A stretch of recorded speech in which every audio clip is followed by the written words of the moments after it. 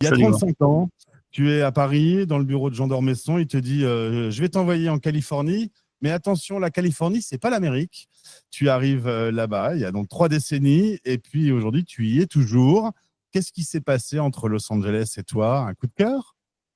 Oui, au départ, j'étais pas venu pour rester 50 ans parce que la technique des journaux, c'était d'envoyer quelqu'un pendant 2 ans, 3 ans, un peu comme les corps diplomatiques. Un consul ferait jamais plus de 3, 4 ans dans une circonscription.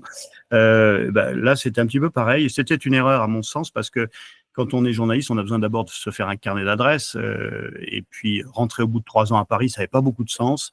J'avais surtout pas envie de rentrer pour faire des RTT, contrôler des notes de frais, ça n'a jamais été mon truc. Donc, je préfère le terrain et c'est pour ça que je suis resté. Et puis après, diverses opportunités de carrière ont fait qu'effectivement, il y avait besoin d'informations parce que la Californie, c'est quand même la 7e puissance mondiale. Il y avait beaucoup de choses qui se passaient dans le spatial que je connaissais bien, dans l'ingénierie informatique. Donc, tout ça était vraiment une nécessité d'avoir pour les rédactions françaises des correspondants, donc pas que moi, mais des correspondants en Californie. Et c'est vrai que c'était une terre d'opportunités. Et j'y suis resté un peu naturellement. J'avoue que j'ai fait ma vie ici et que je me suis pas aperçu finalement que le temps passait aussi vite.